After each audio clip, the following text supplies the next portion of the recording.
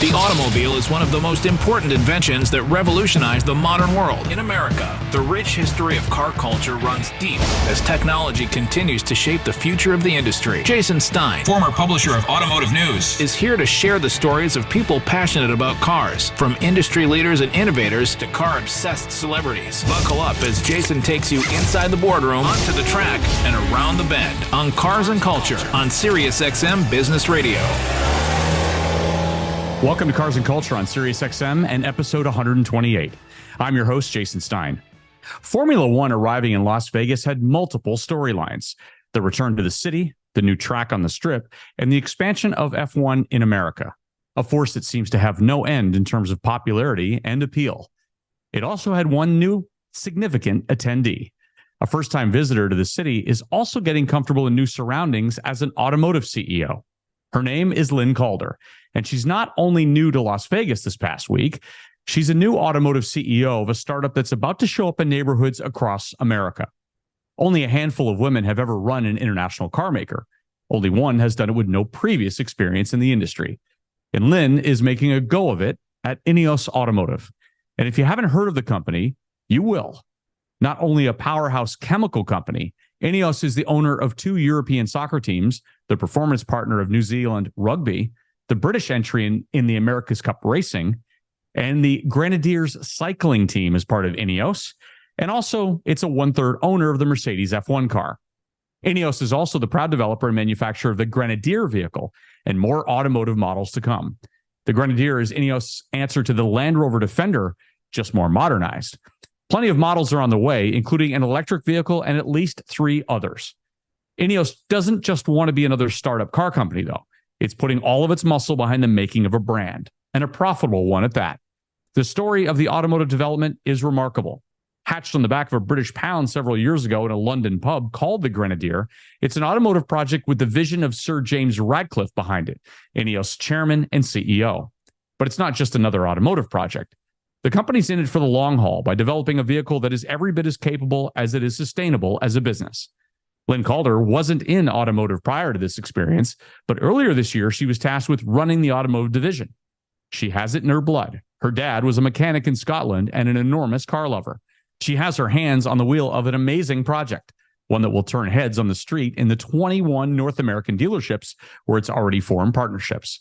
So today from Las Vegas, she tells the story just hours before the INEOS Mercedes-Benz would take the track at the new Las Vegas Grand Prix. Here she is, Lynn Calder. Hi, I'm Lynn Calder, and this is Cars and Culture with Jason Stein. Probably not the place you would expect to meet me, I'm guessing, on your first trip to Las Vegas. Here we are on the eve of, on the day of the Formula One race. But what a pleasure to meet you. Thank you for being on the program. Oh, thank you, Jason. Pleasure to meet you too. What do you think of Las Vegas? Let's start there. I mean, anybody who comes from Fife in Scotland must have a certain impression of Las Vegas before you arrive. It's how does that marry up with? It's a long way from Fife, that's for sure. I mean, I can't believe I've got to my grand old age and I have never been to Las Vegas. I've been to lots of cool places, but yeah, this is a surreal experience this weekend. I guess Las Vegas is always a pretty surreal experience, but I think Formula One is kind of really amping it up. So it's a crazy place. It takes it to another level. Absolutely, It does. Yeah. Let's talk about why you're here. Formula One being here, and of course the support of the team, and INEOS's involvement with the team. What does it mean to you to be here for the race? What does it mean to the company? Yeah, I think it means quite a lot to the company. I mean, obviously, it's the first race in Vegas for a very long time. It's a marquee event that's got global reach. We are a super proud owner, as a third owner of the Mercedes Formula One team, and we're absolutely here to support and root for our team to win. And I think for INEOS Group as a whole, we started getting into sport in quite a big way, sort of 6 or 7 years ago, and across a number of different sports, with Formula One being one of them. And I think it's been a really big brand ambassador for the company. We spent 20 5 years, we turned 25 years old this year, as very much business to business. And that's changing now because we've got some consumer businesses. But I think the sports partnerships are really helping us get a little bit of awareness of the name INEOS. And the sports partnership comes from a real earnest affection for sports that comes from your chairman. 100%. And I mean, that started, many, many years ago. And in fact, it's really sort of kind of gone through the DNA of the company since its inception. But certainly for a long time, I mean, Jim, our chairman, Sir Jim Ratcliffe, he is an avid sportsman himself. He runs marathons, he loves adventuring, he loves cycling. And he loves watching sport. He loves soccer in particular, cycling. And so that really has, he has fostered a love of sport throughout the organisation in terms of us all looking after our own health and well-being and being active. But that's really now kind of come into the ownership and sponsorship of sports teams, where we can really sort of get into the psychology of winning, and that's been a really cool thing for the INEOS business as well. And in fact, having a collaboration with many of those teams pulls that spirit forward. But let's talk about some of those teams. So a couple of football clubs, right? Rugby. Right, a very significant rugby team. One that most would know well, the All Blacks. All Blacks, There's the Tour de France winning cycling outfit. There's the British America's Cup entry. And then there's Formula One. Oh, and by the way, it's a chemical company. Right? I mean, it just sort of transcends so many different pieces of life and society and culture more than anything else. Yeah, and I think, of the 25 years, it was almost 20 of chemicals. And, it was very business to business. We kind of often joked that we were the largest company that no one had ever heard of. It was a 65 billion euro company, yet, because we were selling mainly commodity chemicals, we didn't have a brand, we didn't have a differentiation really. We were just quite good at running businesses safely and profitably. And really over the last 5-6 years, that's really changed. And I think sport was the beginning. And now you see us entering into consumer businesses. We have 3 consumer businesses. There's a fashion brand called Belstaff. There's INEOS Hygienics, which started off as a hand sanitizer business during COVID, actually, where we kind of recognized that we had the building blocks of making hand sanitizer at a time when people really needed it. And we could build a plant really quickly. So we did that in 10 days, and then we gave a lot of hand sanitizer to hospitals in the UK. But that's now since morphed into a hand soap business and a detergent business and a cleaning products business. And then, of course, I'm sure we're going to talk about INEOS Automotive. Of course. Quite a lot. So 3 consumer businesses, and the sports partnerships are really starting to help drive the knowledge and awareness of those consumer businesses. And the collaboration with the Formula One team is important because we all know that technology transcends anyway.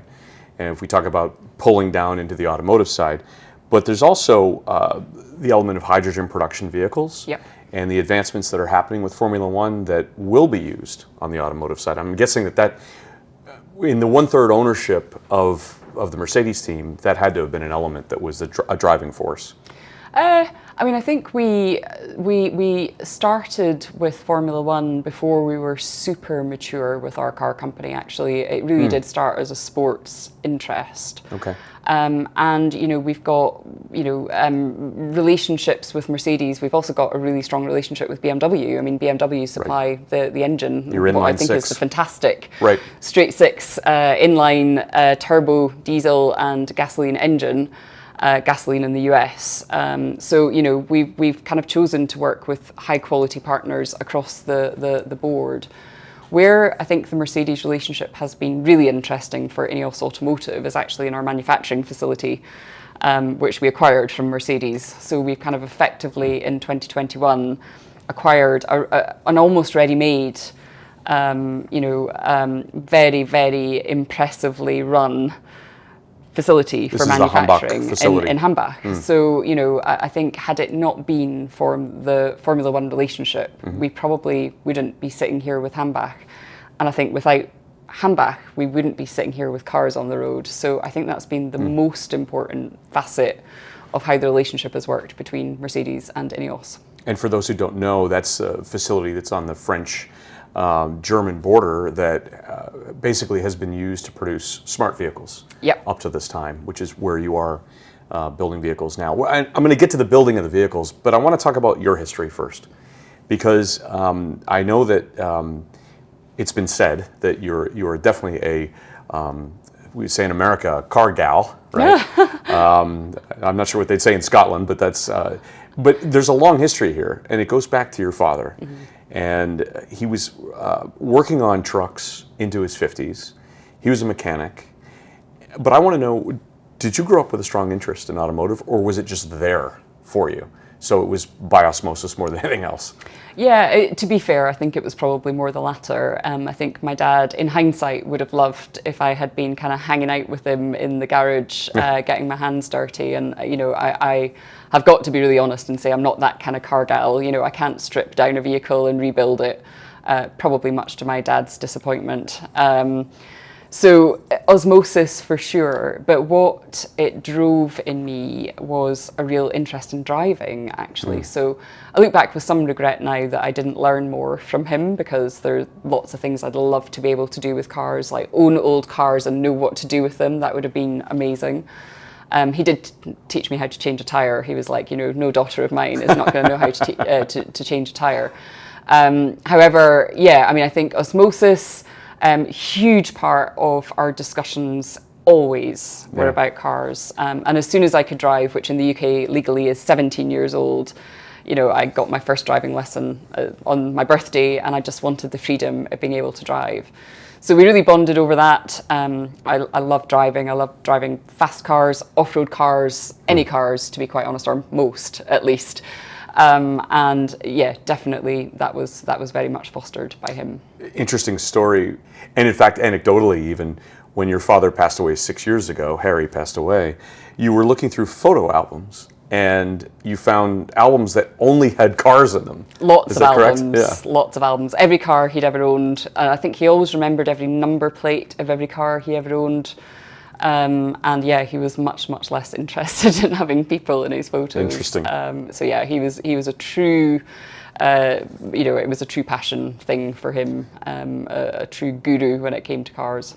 You had Haynes motor repair manuals all over the place as well. It was funny actually, when I first joined automotive, our after sales guy said something about a Haynes manual, and then he kind of said, he started to explain what it was, because obviously he knew I was new to automotive, and I was like, don't worry, I'm not starting from that far back. I know what a Haynes manual is. We had plenty of them going around, and because my dad owned so many cars, you know, so many varieties, he needed a lot of manuals. You went away, you got an economics degree, you started working in the oil and gas industry, you went to Canada, you went to Norway, you were headhunted by a private equity firm looking for investment opportunities in the energy sector, and that's how you landed where you are now, correct? Yeah, I think it is exactly why I landed where I am now, because I think I got some fantastic experience working in a Canadian oil and gas operator.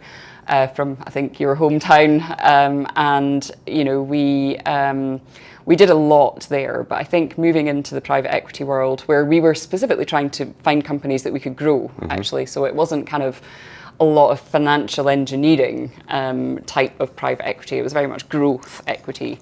And so I really cut my teeth there in terms of really understanding all the levers that makes a business successful. Whether that's, you know, the people or the financial statements or the strategy, how to run businesses really quite lean and efficiently and profitably, and how to really look for all the areas to help them grow. And I did that for, you know, 9 years before joining INEOS. So yeah, I think that I definitely credit that part of my career to where I am today. But you're in chemicals and you're pursuing a path in that direction. But there's one element here. You've said that you're driven by learning new things, stretching your brain, moving something from a project to being a business. And in fact, that's exactly what happened when Sir Jim approached and said, well, we have this automotive idea that we'd like you to run. And I know you didn't hesitate at all, but your father would have been really happy, right? I think, yeah, I have moments of thinking he would be super proud. I have moments where I think he must actually be thinking, of all the people in our family to end up working in automotive, it's you, because my brother is also absolutely car mad. So yeah, I think he would have a bit of a chuckle about it as well. You were running the composites division when you were asked. What was your first thought beyond, okay, I'll go ahead and do it? I mean, if you're being honest. Yeah, completely honestly, it was a bit like, what? It was almost the last conversation I expected to have, because INEOS is a really dynamic company to work in. You know, it's very entrepreneurial. It's unique in my experience anyway, because of how it's structured, because of who helms it. And it's really not unusual to be asked to do something completely different from what you're doing. You know, there's examples not just in my career, but all across INEOS of that. And so you have these conversations from time to time and you think, oh, right, I didn't see that coming, but great, here's an opportunity to go and learn something new, and go and do something fun and cool. You never have time to get bored in INEOS. But even this stretched that, because, I would have expected they would have wanted someone with clear automotive experience. And I think what we have ended up with compromise-wise on that front is that, we've got 1,600 full-time employees in the business now, and almost all of them are automotive experts. There are a couple of us from the wider INEOS that are working in the team now, my CFO, my commercial director is actually Jim's son, George, and we, as a team are really kind of marrying the INEOS culture and how we run INEOS businesses successfully into automotive. So Sir Jim has this love of sport, as we said earlier, also a love of off-roading, and I want to get to the story of where you've been with him just recently, but we'll do that later. Let's talk about the idea of creating an automotive branch of this. The legend is that he loved the Defender, and when Land Rover decided that they were going to change the Defender, he wanted to pursue a path that would either mirror it or mimic it or do something of that nature. Not unlike how the McLaren F1 car was originally developed. But there's an opening, he could see an opening. And there's a meeting that takes place in the Grenadier pub in London. What happened there? It's just such a crazy story. I mean, it's legend in INEOS. It's becoming legend to our story, and it's passed on second generation to me. I wasn't there, but I do know what happened, and it deserves to be a legend, I think, in a way. It's exactly as you said, Jason. It's sitting around having a gin and tonic in the Grenadier pub in London and sitting, feeling really that it's a great shame that the Defender as it was is no longer going to exist, and seeing not just something that he was passionate about from a loving off-roading and loving the vehicle perspective, but also actually a business idea. There's a gap in the market for that pure blood off-roader, because almost all off-road vehicles have started to go in a certain direction, which is away from body on frame, which is away from solid beam axles. And he really wanted to recreate, not a mimic, I don't think. He wanted to recreate a vehicle that would have all of that off-road capability, but be super cool and be a bit more modern, refined, comfortable. And I think that, the conversation obviously, grew some arms and legs along the way. The legend is it was written down on a £5 note because in the Grenadier they stick money to the ceiling, and it's kind of part of the folklore of the pub, actually. So today the Grenadier £5 note is in there, and this is about 6 years ago. And when I think now of what's actually happened for the last 6 years, in terms of the idea went from just a pure idea to being sketches, to being designed, to being engineered, to being the product that it is today, to being manufactured at high numbers, and and sold in 40 countries. Oh, and we've bought the pub, by the way, as well. So we now own it. I didn't know the end of that story. Okay, so you have a place to go drive the Grenadier to have a drink and spend another £5 on a pint of something. Exactly. Oh, that's a great story. So when you took control of your current position earlier this year, how much did you know about where the progress was on the automotive side, and how long did it take to get up to speed? I think I'll be learning for a long time yet. But yeah, I mean, I took over in December officially, but I started to get involved with the business around September last year. Yep. But before that, I mean, INEOS Automotive has got a lot of buy-in and interest from the rest of INEOS. You know, we've gone from being a chemicals company, which is, you know, the bread and butter of the organisation, that's, you know, the engine of the organisation. But a lot of people have been doing those jobs for quite a long time, and we know it really well. So to be doing something like this is pretty left field. It's and therefore it's pretty interesting to people. And actually, I mean, most of our senior execs in the other businesses own Grenadiers now. Like, they're fully love the vehicle, have really bought into the story. So when you're in INEOS, you know a lot about what's going on in INEOS Automotive. So I knew the progress, I knew where we were at. I didn't know the kind of extent of the challenge, I don't think, to be completely honest. And every day, you know, I still learn about the extent of the challenge, because this is not an easy feat to do what we're doing, to come in as a business who knows nothing about automotive, but then build the expertise in engineering the vehicle, understand how to market and sell it, right. And, you know, moving on to future models as well, and actually sort of saying, we don't want to be a business that's decided to do this crazy thing and build a vehicle. We actually are going to make a business out of this, and we're going to be an OEM, an automotive manufacturer that will be around in decades to come, and that will build a sustainable business. So knew a lot, underestimated the challenge, having a ball. Well, and very different than we've watched a lot of other startups get into the space now. And they all go in as one thing, as you know, whether it's Rivian or, you know, others through the years. They all come in now as the EV savior. For a market, at least in America, that's not quite embracing the entire notion yet. And in fact, now even in Europe, there's been a pullback on some of the heavy regulation or at least proposed regulation around EVs. But no, you're pure gas. I mean, I know you're going to have derivatives. We're going to talk about those. But you're a hard, fast, rugged, technically superior gasoline engine vehicle. What a notion. I know.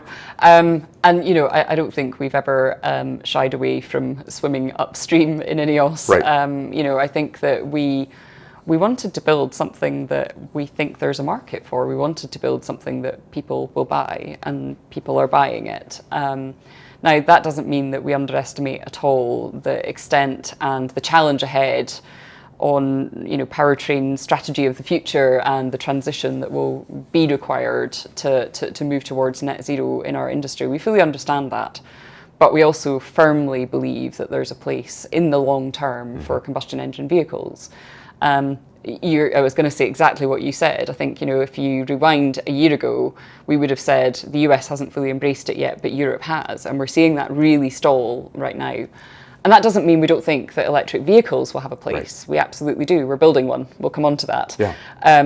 But I just see that there will be a mix of powertrain required in almost every country of the world for lots of different reasons, lots of different drivers, government policy, consumer behaviour. So I'm very comfortable that we're bringing our vehicle to market in gasoline form. So let's talk about where you are now. You're active in 40 markets, is that correct? You have obviously the Grenadier, plus a Quartermaster, which is the pickup. You have 3 more vehicles to come in your product plan, at least 3 more vehicles. And in fact, the EV, which is the next vehicle that's due, is in 2026. You're actively working on that. Yep. I have the product lineup correct? Yeah, so we've kind of said all along that, I mean, the electric vehicle has been under design and engineering for quite some time now. We're really quite deep into that project, and for that to come in 2026, I mean, that's now only 2.5 years away. Right. So, we're obviously well through that. And yeah, we've always said that we've got, at least 2 other ideas, one of which we have started to kind of, really spend some proper time and do some proper work on. So yeah, I think the model lineup is right, and we're excited about the future. All off-road, that's our DNA. We're not going to go out of our wheelhouse now. That's kind of what we know. That's what we're getting good at, I think. So yeah, that's what we're going to stick to. And you're demoing a hydrogen vehicle as well. Yeah, so the hydrogen vehicle is actually a Grenadier. So our electric vehicle won't be a Grenadier. It's a completely new vehicle. Okay. We're kind of going for, as I say, off-road capability in net zero fashion, but it's going to be a slightly smaller version. Whereas hydrogen for the Grenadier, we think is a really good use case. Grenadier, it's going to be a high workhorse. It's either going to be doing high mileage, it's going to be doing off-road, it's going to be towing. This is a utility vehicle, and I think that battery electric for a vehicle like that is going to be quite difficult to achieve. Whereas hydrogen, I think, is a really good use case for the Grenadier, when you can actually still have 500-600 kilometers worth of range, all of the capability of a Grenadier, nothing compromised at all, but with a net zero powertrain. So we're excited about the future of that, but also cognizant of the fact that there isn't really any hydrogen infrastructure. Correct. So I'm not building the car yet, but we're excited to show we can build it, that we can do what we set out to do, which is an uncompromised Grenadier. But I think we're going to need some progress on hydrogen as a strategy in certain countries. So for our American listeners now, what is the roadmap for America? How many vehicles do you have on the ground? How many do you want to have on the ground? So, I feel really extremely optimistic about the US. We've got to get it right, so I don't underestimate the challenge in that. The US is a really discerning customer base generally, and they're not going to, we're going to have to get our service right. We're going to have to do everything to the best of our ability, which is why we want to work with the best of the best in terms of dealers. You have 19 dealers in the US and Canada, right? 21 in the US and Canada, so 19 US to Canada. Okay, all right.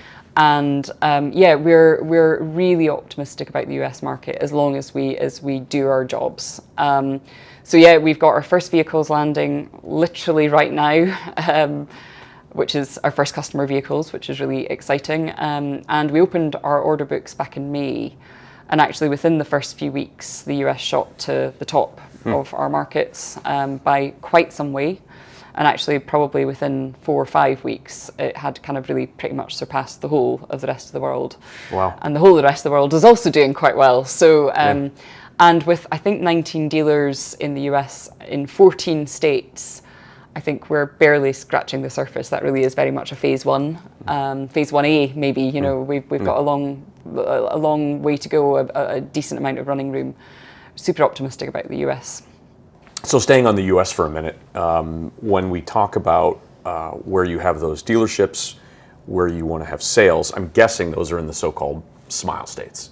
It's in the Californias all the way down to Texas, maybe Florida, and then up the eastern seaboard. Is that right? Absolutely. So that's kind of phase 1A, as I said. And when we look at our biggest markets right now, California and Texas kind of duke it out every week. They're just always kind of much in the kind of like 1, 2, 1, 2. And then, Florida, and then the sort of tri-state area in New York. But we do have orders from all over, actually, when you look at the heat map of the orders. Midwest. Absolutely. Right. And bang on in the center as well, up in the Northwest. We've actually got we've got a dealership up in the Northwest. So we're kind of pretty coastal, and that's not going to be the case forever. Right. That's just, as I say, phase 1A. And we're not going to hang about either. I think we've got customers that want to be served, so we need to give them a place to go. We need to give them a service centre that's not miles and miles and miles from where they live. We need to make it easy for them to buy a Grenadier. So you'll see us crop up in lots more states. How are they finding out about you? beyond the back of a Formula One car? Yeah, I mean, I'd say we've been kind of quietly marketing in the US over the last couple of years, just to kind of try and say, you know, we've had a few prototypes and sort of early pre-production vehicles in the US for some people to come and try out, certainly dealers, to kind of say, you know, is this something that interests you? And we're really choosing to work with the types of people that are kind of like, yeah, that's really cool. I want a part of that. I want to be part of that story, so that we can kind of really work together in partnership. I think we haven't kind of gone really big in terms of marketing in the US because we don't want to do that and then be 2 years away from delivering vehicles, because then, you know, that's just, it's too long a window, people forget about you, they move on. So I think you'll start to see us get a lot noisier now. You know, we understand we've got a really big job to do on the awareness of our brand. And we want to get to a point where, you know, if people are thinking about buying a 4x4, that we're on the list, and that they come and test drive, and that they engage with us as a brand. And we still got work to do on that. So optimistic about the US, really healthy order book, but very early days, and we're gonna put a lot of effort into it. There's an enormous competitive space here as well, as you likely know, having looked into this market. You see in the last couple of years that, you know, Broncos that are being retrofitted, or, you know, various companies that are popping up like that want to offer their own off-road capability, most times in an EV format, but sometimes in a non-EV format. I'm guessing you're watching that very closely as well, because those limited edition, limited run vehicles are just as much a competitor as anything else that's produced by the mass market brands that are here. Yeah, and I think our vehicle, the Grenadier that we're bringing to market right now, I think lends itself to that so well. I mean, there are elements of me that thinks, with some of the 4x4s out there in all markets, but certainly including the US, a lot of people buy them and then, you know, do quite a lot of aftermarket work. They lift them, they put, you know, different differential locks on them, they put bigger wheels on. Lots of options and accessories, and there are elements of our vehicle we really are delivering as standard, right? So, you know, I mean, not in our base model, but we've certainly got the option from an OEM to have, you know, 3 differential locks, center, front, and rear. We've got, you know, homologated winch, which I think is unique. I don't think anybody else has homologated their own winch that actually comes as standard with the car if you opt for it. So, you know, I think that we've got certain USPs that are on the base model that means you don't have to go to the aftermarket, but there's still lots of cool stuff you can do with a vehicle. So we're looking at, for model year 2025, which would go into production next year, some sort of special vehicle operation lines to do just that. Let's see what cool things we can do with the Grenadier to just sort of take it to that next level on limited runs, and just, you know, help kind of build that progression of the vehicle, because, you know, I think we're just at the beginning. It's interesting, and ironic maybe, aficionados, off-road aficionados would be gravitating toward the product. Some of those might be G-Wagon customers, correct? It's the other part of your group, that's your consortium that's here, right? So, yeah, I mean, I don't think but there's room in America for everybody. There is easily room for us in the US, so I don't think anyone will be, you know, overly concerned. Maybe one day they get concerned, and that would be great news for me. But yeah, I think there's room for all of us. And yeah, I think one of the things that we talk about the off-road capability of the Grenadier all the time, and one of the things that we talk a little bit less about, which we should do more of, is the on-road feel of the vehicle. And I think that for people that, you know, are going to drop the kids off at school or go down to the local store, I think they'll be really pleasantly surprised by the Grenadier. We talked about the engine, which is probably one of my favourite components of the car, actually, because it's just so surprising for such a large car, and for what people expect when they get into it, which is this kind of off-road, slightly unwieldy. It's none of those things. You know, when you want to go, it goes. I saw the video with Lewis Hamilton. Yeah, and you know, the man can drive. Yes. So, you know, so I kind of think that there is for sure a lifestyle market out there for us that's not just the super aficionados, the enthusiasts. You know, I think they are going to gravitate, as you say, and I'm sure a lot of our early order book in all regions is made up of that. But I think we're absolutely going to hit some of the higher end markets. I think it's going to be a premium vehicle in the sense of, we have built a really high quality car, deliberately so. We've worked with the best partners. One of the phrases I heard at a show that we did back in the summer, I heard it twice from two different people on 2 different days, where they effectively said, gosh, there's a lot of car for the money here. Right. And I think that, that will help us drive into that space that really broadens our market from not just people who are going to take it off-road. Probably one of the greatest compliments that Sir Lewis could have given Sir Jim during that video of them driving around was he said that it felt James Bond-like. was what Lewis said. Let's go to pricing. $70,000 in the United States? Is that where we are? Yeah, I mean, different taxation in different states will hit that slightly. But yeah, I mean, what we're finding in the States, though, is that, we've got our base model, and then we've got really effectively 2 trim lines. You can still opt for almost any configuration you want. We don't kind of prescribe, really.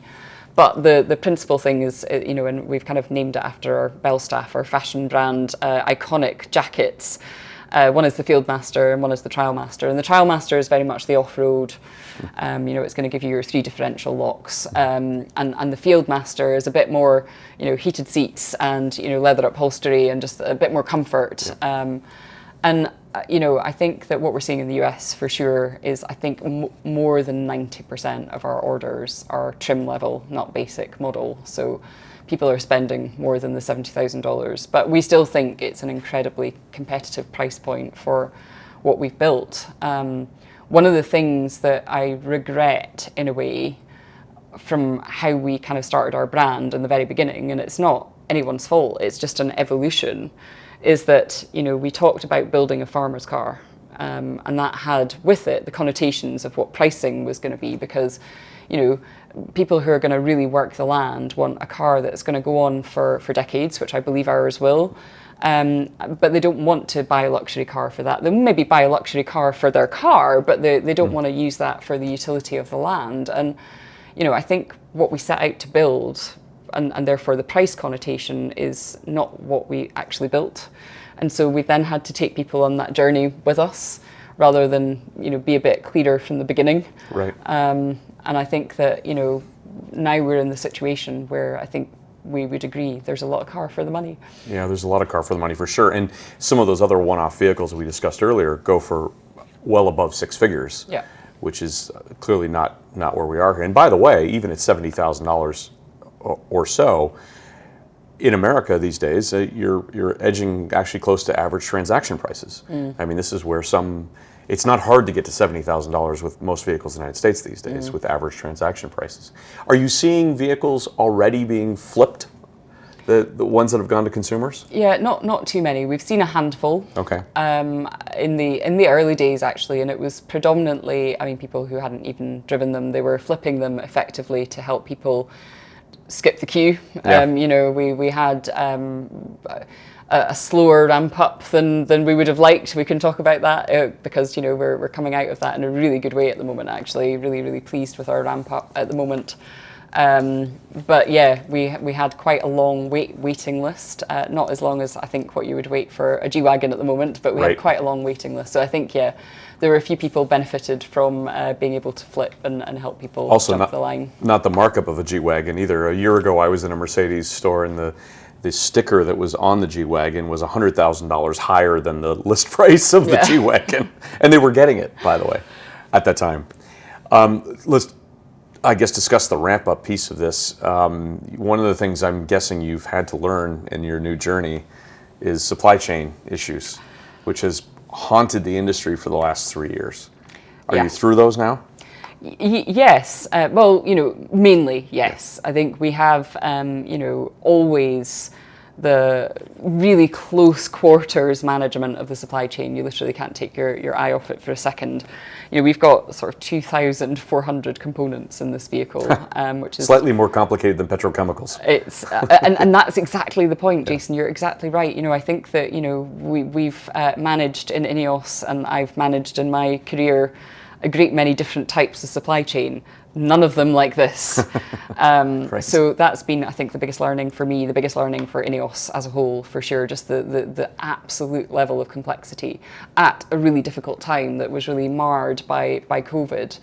And I think that we're definitely coming out of the COVID constraints, but the day-to-day management of those 2,400 components from 200 suppliers, 400 factories, supplier factories feed into our factory, which means they've all got to be running like clockwork for years to be running like clockwork. And you know, the really, as I say, close quarters management of that is you know, it's never going to be an easy job. So you know, yeah, it takes up a lot of our time and effort, but I feel that we're in a really good place at the moment. I should find some wood to touch. Because you know, never be complacent about your supply chain. Well, and I think COVID really taught us too that a tier 3 supplier or lower, the smallest part, can set off a chain reaction that hampers the entire system. So the health of your supply base. Have you become a great purchasing boss then, to some extent too? Have you built good relationships with suppliers to make sure that you're... It's getting better. Yeah. I wouldn't say that job is done. And Right. you know, obviously we're outsourcing at the moment for our battery electric vehicle, and that means that we're, you know, two things. We're starting to be able to leverage because we're going to have more volume. And the other thing is, I think, you know, just a little bit more credibility in the market. I think I wasn't around when we started to try and build the first prototype vehicle and then our kind of pre-production vehicles and into our series vehicles. I did join, you know, at the time of our start of production last year. I can only imagine phoning up BMW and saying, can we buy an engine, please? And they're kind of, you know, sorry, who are you? I think there were lots of really difficult conversations at that time because it was in the middle of COVID. Everyone was really up against it. And, you know, taking a risk on a brand new startup. And, you know, we're not the only new startup, but there aren't that many that survive. And I think suppliers are very aware of that and don't want to waste their time and capacity on people who are not going to be around. So I think it's changing, but, you know, we're not there yet. Getting better all the time, but we still need to work on really building long-term relationships with our suppliers. This show is called Cars and Culture, and we're not just talking about the cars of it, but the cultural piece of this. What kind of culture are you building on the automotive side? So I think trying to marry, as I said earlier, a little bit of the INEOS culture into a business that INEOS is having to learn. And I think for me, that is, you know, I want us to be the kind of business that people really get a buzz out of being in every day. And, you know, I think 95% of the time for 95% of the people, that is true. You know, we're all here because we're extremely passionate about what we're doing. And I see that thread through the organisation the whole time. It's what some of my people are doing is just absolutely incredible, sometimes superhuman, to be quite honest. In terms of the amount of effort that they put in. So yeah, you know, I think I stretch that sometimes because, you know, that sort of desire to be the kind of business where people just love coming in and really working towards something great and unique. Because not only are we building a car and then another one and then developing our third, we're building a business from scratch, which means all of the systems, all of the processes, all of the policies, all of the things that many mature businesses, including businesses in INEOS, take for granted. And that is an immense pressure on my people every day. And I suppose the only thing I'd add to that is then I want us to be high performance. So, you know, we're here at Formula One. I want us to look at the likes of a high performing sports team and say, I want to be that. Good is not enough. We've got to be the best. We've got to be great. We've got to strive every single day. And that's the kind of people I want around me. I want us to be safe. I think INEOS is doing quite a good job at the moment of bringing its chemical safety culture into automotive, which we think is really important. It's something we can definitely bring to the table. And I want us to be profitable so that we can be around for decades to come and proud of what we've achieved and have everyone still having their jobs and enjoying coming into work every day. Two final things, more on the cultural side. you just returned from a rather interesting overseas trip, being immersed not only in the culture, but in the vehicle. Yeah. Tell me about your time in, was it in Mumbai? No, we were in Africa actually. Oh, in Africa. And it was epic, Jason. One of the best things I've done actually. So we started in Kruger in South Africa, so northeast of South Africa. We skirted along the Zimbabwe border for a while, moving westwards into Botswana, and then we crossed Botswana. We You were with Sir Jim. Sir Jim, yes. Correct. So actually, Sir Jim, Andy Curry, one of the other owners of INEOS, our chairman of INEOS Automotive, Ashley Reid, George Ratcliffe, our commercial director, and myself. So 5 Grenadiers, and we had a couple of our South African colleagues as well, helping us stay out of trouble, really. And we just had an epic time because we threw everything at the vehicles. It was a real mix of mountainous, rocky, into proper sand rallying, into crossing a massive salt pan, which is, crust and then mud, which is very prone to lots of vehicles sinking. And in fact, our guide on that particular part of the trip had kind of said, if it had not been Grenadiers, he probably wouldn't have taken 5 cars across there at that time of year. It was Wow. pretty dangerous. And the Grenadier didn't blink an eye all the way through to the final day, doing some pretty serious wading. So, we tested every facet of the vehicle. It was 8 days, I think about 17 or 1,800 kilometers. And the vehicles were a dream, genuinely. It's kind of, we didn't have a single mechanical, we didn't even have a flat tire. And, we really, really tried to break these cars. I had an absolute ball. Really, the countries that we passed through, I love anyway. It was absolutely spectacular. But the vehicle, the Grenadier, was the star of the show. And who says you're not a car gal after all, right? I mean, 1,800 kilometers. And the second thing and final thing, the relationship that you have here with the Mercedes-Benz team and Sir Lewis Hamilton. What has that been like to be immersed in that kind of culture too with them? Yeah, I kind of alluded to it a minute ago. I think really observing such a high performance team in close quarters, and seeing how they strive every day, seeing how they carry themselves. It's easy to win all the time. I assume if you have the technology and the talent, which the team has in spades.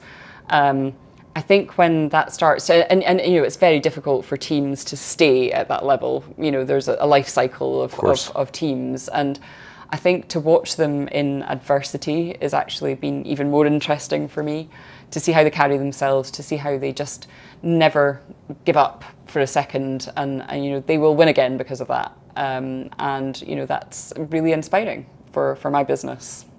Toto Wolff delivered an exceptional interview on this program back about 2 years ago and really talked about a culture of winning and breaking down when the team is not winning, trying to really understand how to achieve greatness again. When it is winning, breaking it down and try to replicate that kind of excellence. And I'm guessing it just blends over and you have the same sort of values that you pursue with what you're doing. It's one of the really cool things about INEOS having the sports partnerships and the sports focus that it does. We had a session just last week actually where we kind of gather all of the CEOs of all of the INEOS businesses together, and our kind of sporting director, Sir Dave Brailsford, who's famous for bringing Team Sky, as it was now the INEOS Grenadiers, to many, many, many Grand Tour wins, including the Tour de France, as well as the national cycling team at the Olympics. And he is sporting director across all of INEOS Sport, so he is really working hard to cross-fertilise everything from the different teams at the moment and foster that winning culture. And he was talking about exactly the same point, about this kind of life cycle of a team and how you dissect every single part of it. And I think we're so lucky in INEOS to have people like that, whether it's Toto or whether it's Dave or whether it's Lewis, and a great many others, that really bring that winning mindset to us. I think INEOS had that anyway. It's quite a nice marriage, but it's super inspiring for people that just never give up until they reach the top. And that really resonates with me. I don't want us to be in the B leagues. You know, I want us to be the best we can be, and we'll keep dissecting everything to try and get there. Well, you're in the A leagues here in Las Vegas. Welcome to Las Vegas. Thank you for being on the program. Thanks for telling the story of INEOS, and we wish you all the best of luck in the future, Lynn. Thank you, Jason. Thanks very much. Thank you. Thanks again to my guest, INEOS Automotive CEO Lynn Calder. To see my interview with Lynn from Las Vegas, go to the Cars and Culture YouTube channel. Like and subscribe to see more than 125 interviews and 1,000 videos. More great guests are coming. Come back in the following weeks to hear from TV star Rutledge Wood and Genesis boss Claudia Marquez. I'm Jason Stein. We'll see you down the road.